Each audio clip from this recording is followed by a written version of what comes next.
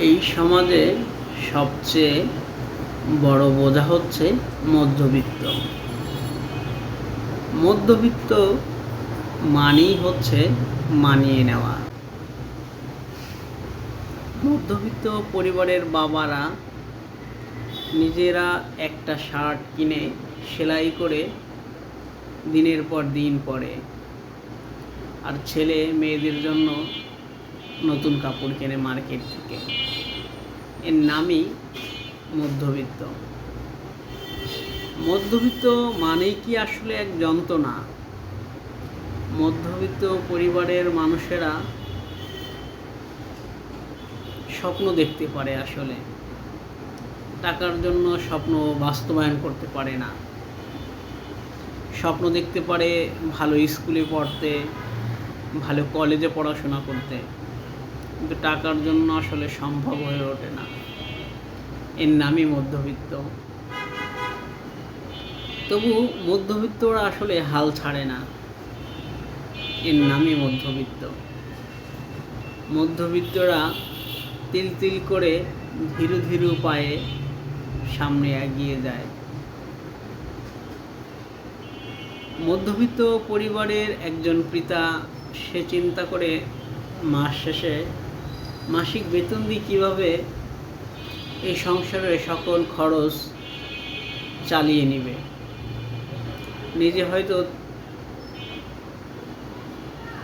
ছেঁড়া জুতা দিয়ে অফিস করে,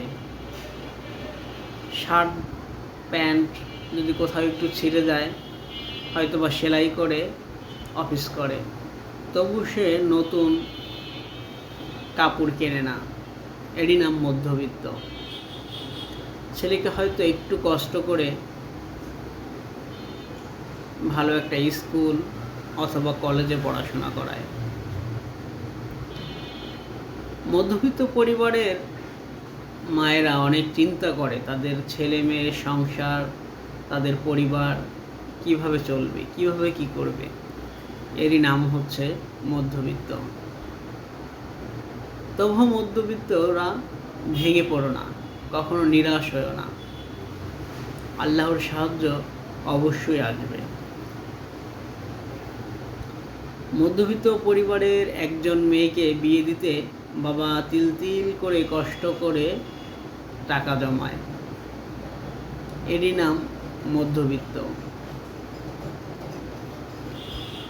মধ্যবিত্তরা বড় বড় ব্যবসার জন্য স্বপ্ন দেখতে পারে, চিন্তা করতে পারে, কিন্তু টাকার জন্য সেই ব্যবসা শুরু করতে পারে না।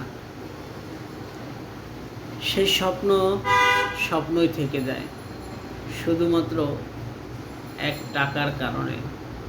এরই নাম মধ্যবিত্ত জীবন।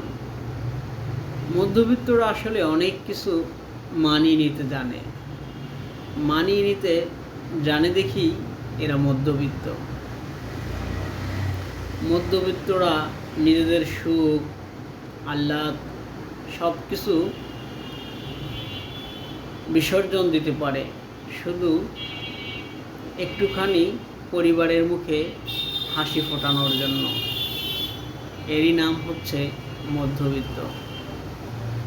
মধ্যবিত্ত পরিবারের মায়েরাও অনেক কষ্ট করে, অনেক চিন্তা করে তাদের এই সাজানো গোছানো সুন্দর সংসারটা কিভাবে আরও সুন্দরের পরিচর্যা করে গড়ে তোলা যায়। এজন্য তারাও সংসারের পিছনে অক্লান্ত পরিশ্রম করে যায় দিনের পরে দিন। তারা নিজেদের জন্য ভাবে না। সেই সকল মধ্যবিত্ত পরিবারের বাবা মা এবং ভাই বোনদের প্রতি জানাই আমার স্যালুট। আমার কথাগুলো যদি আপনাদের মনে নাড়া দেয় অবশ্যই চ্যানেলটি সাবস্ক্রাইব করবেন, একটি লাইক করবেন এবং কমেন্ট করে যে যার মনের ব্যক্তটা প্রকাশ করবেন।